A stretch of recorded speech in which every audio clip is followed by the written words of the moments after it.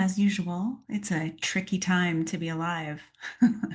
And it's been that way for a while, but it's definitely feeling like there's an uptick in the complex nature of being human on this planet. We're going to talk about it. I'm Napa Perkins of Electro Astrology. This is my forecast, the path ahead. We're going to be looking at the astrology for the week of September 16th through the 21st. If you have not registered yet for my season by season Turning Inward astrology workshop, it's my gift to you. I hold these on the equinoxes and the solstices, and you can sign up using the box below. If you're on YouTube, make sure you like and subscribe. If you are listening on the podcast, make sure that you follow this podcast so that you always get these episodes. And if you want to register for season by season Turning Inward, you can do that online at electroastrology.com as well. You have to sign up though, and we're going over the astrology of the next 3 months, giving you some tools for how to use it and how to navigate it, because you've heard me say a million times that 2025, 2026, and 2027 are going to continue to feel tumultuous and that they are helping us to grow and make some really important shifts for humanity. And you happen to be right here in the middle of it. And as we know, it's not that easy to grow. And we are in the middle of this spiritual awakening eclipses.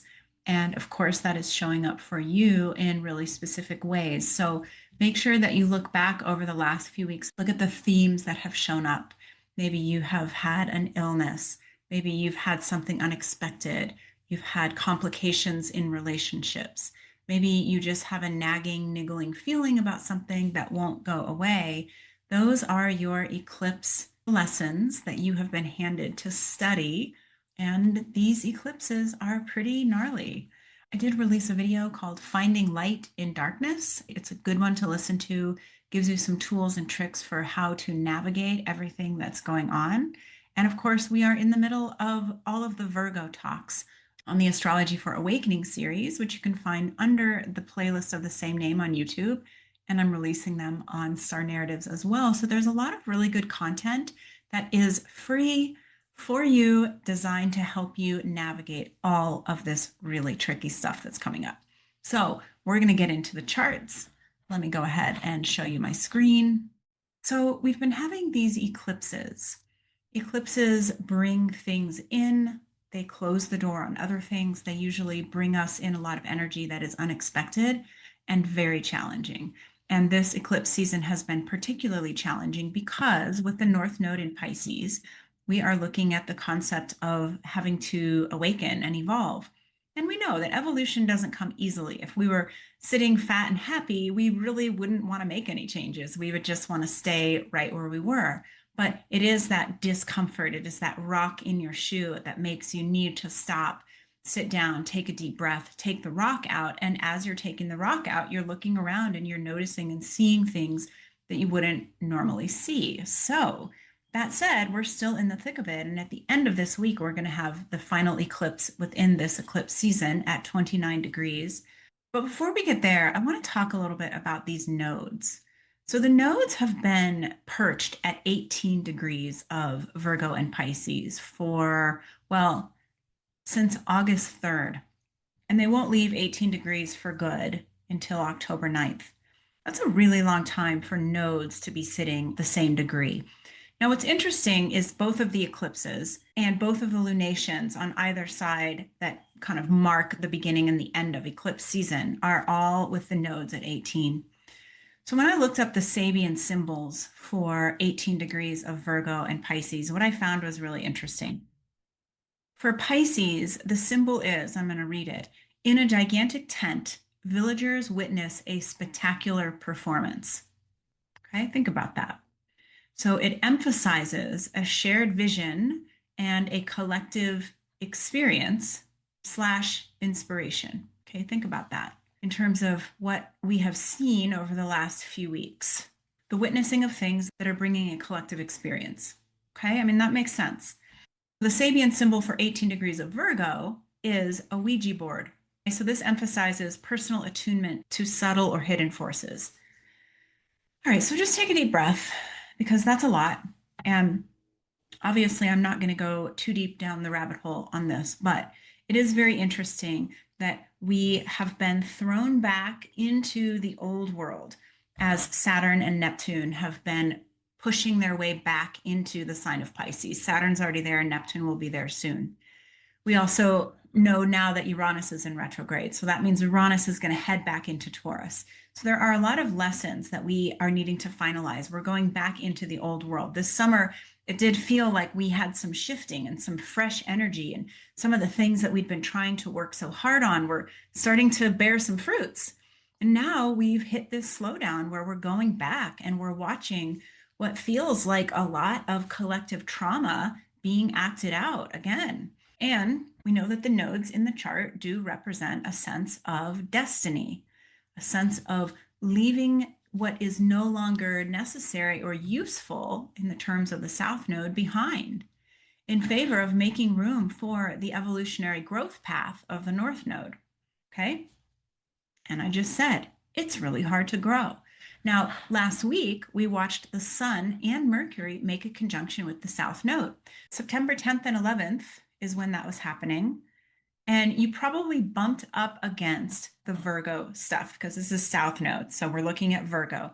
Now, you've heard me say Virgo is about our inner perfectionist, that self righteousness that comes up when we know that we are right about something and other people are wrong. Virgo also represents our health and our nervous system and the way that we get really spun out when something isn't going to plan, when somebody is disagreeing with us, when something happens in the collective that we have a personal response to. Okay, so this is that South Node, that Ouija board, right? So just think of the energy of a Ouija board.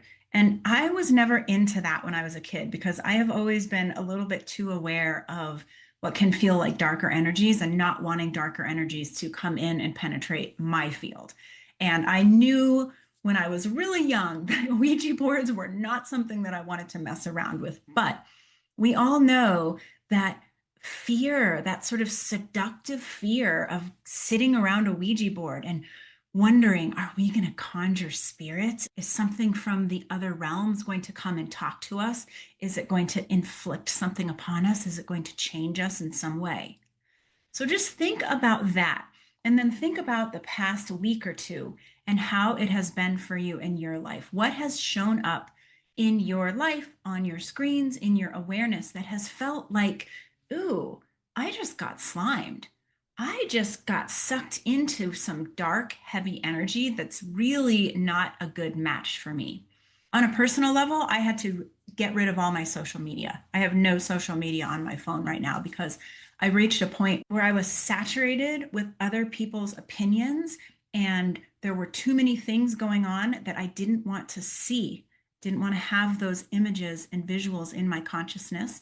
And I really wasn't interested in listening to other people get into their Virgo mode of this is right, this is wrong. So think about that in your own life. And for me, that was Mercury and the South Node really showing themselves loudly. Like, oh my goodness, I cannot take this on. I do not have the bandwidth for becoming inundated with what felt to be very heavy, icky energy that I couldn't control. Right? And that's the thing is that this Virgo stuff, we always want to get in there and control. If I can convince you that my way is the right way, if I can convince you to do this thing, if I can convince you that this is how we solve the problem, if I can convince you to love and approve of me, then we're good. And the thing is we're not doing that right now. There's no support for that. So think of yourself over the last week, you trying to convince somebody else of something, or somebody trying to convince you of something. And my guess is that it has not felt great.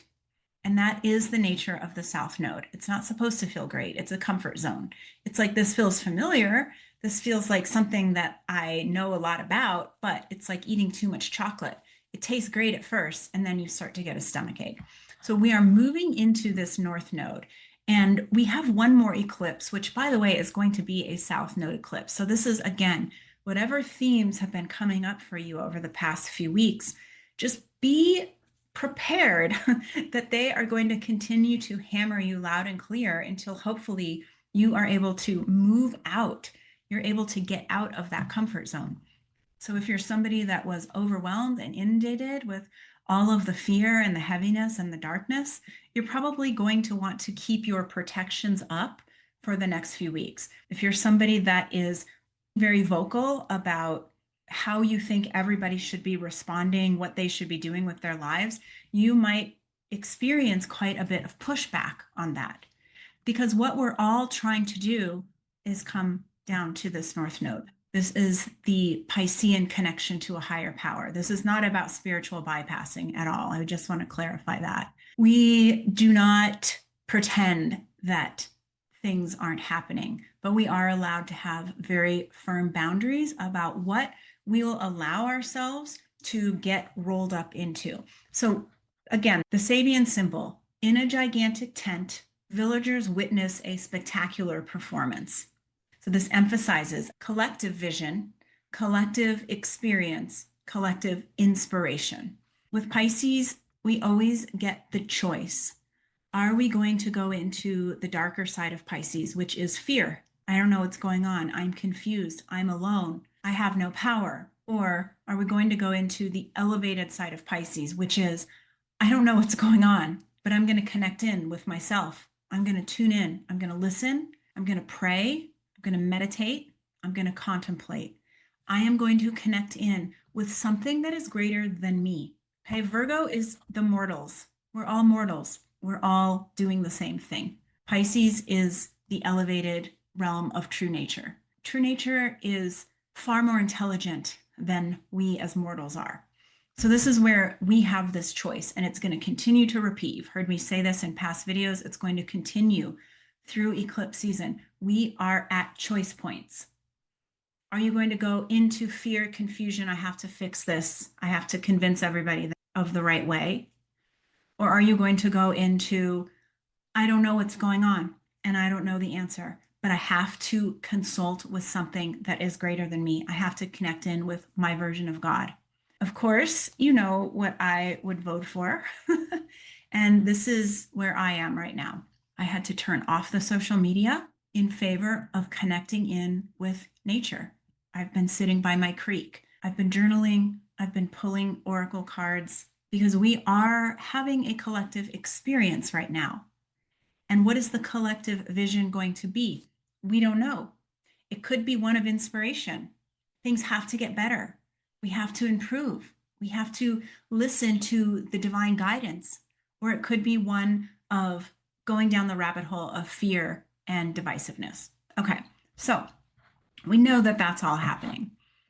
We also know that this week is a huge Chiron week.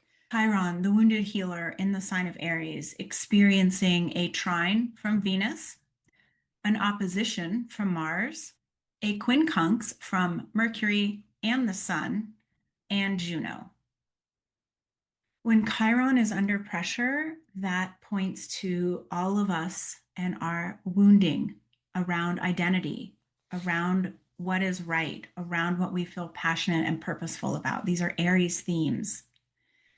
We need to do some big Chiron work because much of what is stirred up with all of us, with all of this collective discontent that's happening on the planet, has to do with how each of us are wounded in our own way. So Chiron in Aries is the wounding around our own boundaries. Are we allowed to have boundaries? Are we allowed to be angry? How do we express our anger? Do we just go to war? Is it an eye for an eye? Is it about retaliation and vindictiveness? Those are some of the shadow sides of Aries. Some of the exalted parts of Aries are, I know who I am. I know what I want. I know what I'm willing to move forward and do. I am decisive. I am sure of myself. I can trust myself to choose my battles. So be looking at the wounds that are getting activated because let me tell you, that's a big piece of what we're all working with right now. We have what we see out in the world. We have our own historical experience, and our historical experience is informing us how to respond, react, and feel about world events. If everybody is out there acting out that shadow side of Aries, then what do we have? We have more war, divisiveness, retaliation, aggressiveness. Okay.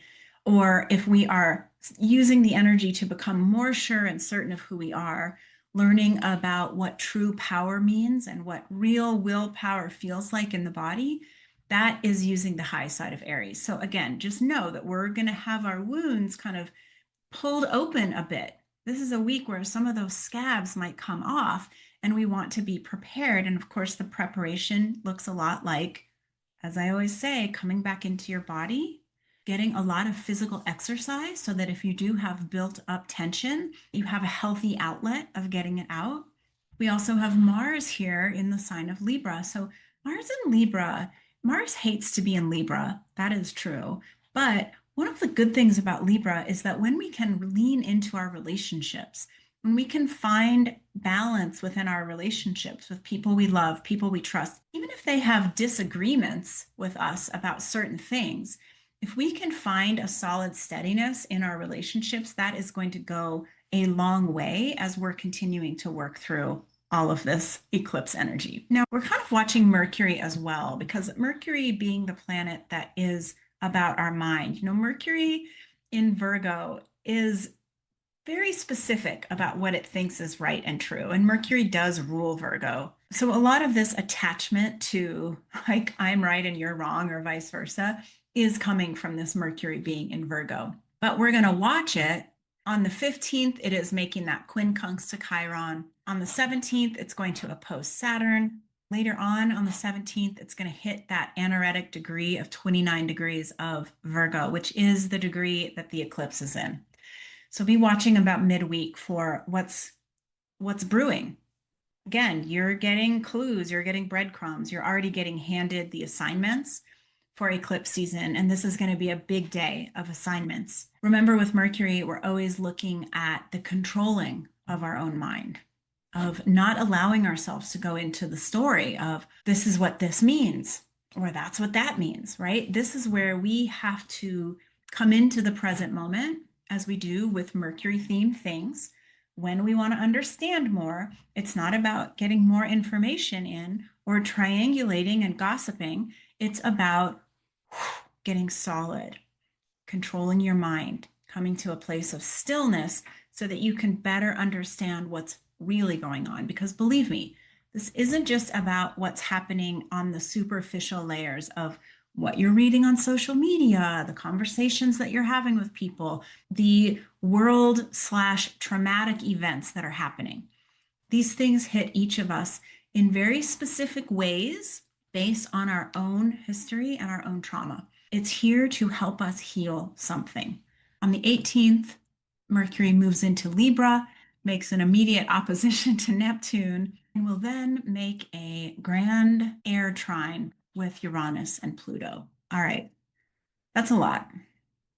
So our mind is really gearing up. Now, happily, the trine to Uranus and Pluto is going to be really helpful because it's these outer planets that help us to make sense. Especially in this case, all three are in the air sign. So this is relationship. And what all of this really comes down to is we're trying to strengthen and build relationship with people. We're getting clear on who is no longer in alignment for relationship, who is in alignment, and what we need to do to create those balanced relationships that feel good. Again, if what is being activated and triggered are all of the places within us that have felt cast out, endangered, silenced, shamed, or worthless, if those are the places within us that get triggered through these traumatic world events, well, those are very valuable places to look at. What would I need to heal this a little bit? How can I heal this thing just a little bit more to get me through this next chunk? Because healing is in layers, right? That's what Chiron teaches us, is we heal things a little bit at a time. And right now, as we are evolving, we're trying to get better. We have to heal these little cuts that have been plaguing us for all these years. And this is a really potent time to be doing that. Now we're gearing up on September 20th for the eclipse, but before we have the actual eclipse, the moon has to meet with the south node. This is September 20th. September 10th, 10 days ago, the sun met with the south node. And, the sun and the moon are the most important archetypes for the nodes. As one of my astrology teachers, David Palmer, always says, the nodes serve to the pleasure of the sun and the moon. So when the sun and the moon meet with the nodes, or when the nodes are aspecting the sun or the moon in your chart, that is when they are the most potent, because the sun is about who you are, the moon is about how you feel. We can see the sun and the moon the most visibly. They are the most impactful planet star in the sky for all of us. So whatever was going on September 10th that challenged your sense of self, you might have something similar that challenges you on an emotional level. The challenges are here to help you grow. Okay. Yay. Growth. Okay. At any rate, so now we're building up to this eclipse. Well, this eclipse is no joke. It's happening at 29. 29 is the master level degree. So anything that happens at the 29th degree is particularly potent and can feel a little more difficult. It's like when you have to go and take the test to pass the class. It is going to ask you for everything that you have learned. It's going to want you to prove that you know it. Now, the fact that this eclipse is hanging out next to the south node says there are things that must be released, whether they're the old parts of you that get attached to doing something right, that get hypercritical of other people, that draw your line in the sand and say, I demand perfection of you, or I demand perfection of myself. This could also point to any health issues that you're having that are like really trying to get your attention and saying, look, I am slowing you down for a reason. There's something I want you to see, or I am causing you a level of pain here for a reason so that you inquire into it and get the message. This is also going to challenge you to look at your habits, your routines, and your rituals, and how you are working your life with the question of whether it's working. By the way, I'm realizing I didn't talk about Venus entering into Virgo. So, how interesting that Venus enters into Virgo this week, because Venus is our values. And Venus and Virgo can be hypercritical, especially when it comes to feeling safe and secure, right? So, it's critical of others.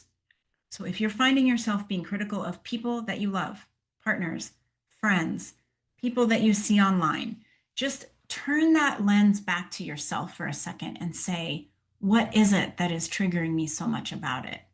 And if you find that you're being really critical about yourself, turn the lens back and say, what is it? Why don't I feel safe? I mean, Venus wants to feel safe. Venus feels safe through acquiring resources. Venus feels safe when having self confidence. Venus feels safe when feeling loved. So if you're being triggered in any of those areas, if you're feeling highly perfectionist, demanding that people respond to you in a certain way, and being very critical and nitpicky of people, chances are your sense of safety and security is being challenged. Okay, well, their agreement with you is not going to make you feel safe and secure, not at all. That is the interpersonal work that has to be done. And that's where this South Node eclipse comes in and says, what do you need to let go of? Is it your own inner critical voice that's making you feel so unsafe? Is it feeling that you need to control everything that makes you feel unsafe? And if so, whoa, you've got some stuff to think about here, because this eclipse is also opposing Saturn at 28 degrees of Pisces and Neptune at 0 degrees of Aries. Luckily, it is trining Uranus and Pluto. So we do have support. Because this lunation is so tightly dancing with all of these outer planets, Uranus, Neptune, Saturn, Pluto, we know that the messages are coming in from outside of us. This is not about looking at social media to get your answers. It's not about watching the news. It's definitely not about having conversations about these issues. It's not about trying to control the mortal realm. This is about tuning into the messages that are coming in on a higher level. And you've heard me say what's coming in now really does connect to some of your very core traumas, whether it's a fear of abandonment, a fear of being caught off guard, feeling guilty, feeling ashamed, feeling worthless. Whatever those core wounds are that you have, you're getting very strong invitations right now to examine them, understand them, and heal them. And it is when you go into the darker parts of your own psyche that you end up being able to grow spiritually, emotionally, etc. And this is about the growth because we need to be able to grow in order to move on to what's next. In order to become a doctor, we have to pass the board exams. And that's what we're in right now. We're in the board exams for all of the spiritual work that you've been doing for the last 18 years since the last time we had these eclipses. We are proving that we know, that we've learned, that we have what it takes. And we're having to get rid of some of that human minutia that has kept us entangled and trapped. It's not the easiest. I do hope that you'll come join me for my season by season workshop, which will be Saturday, September 21st. We're going to dive into all of this on an even deeper level in ways that I can't get into on YouTube. All right. So I hope this was helpful, and I'll see you all next week.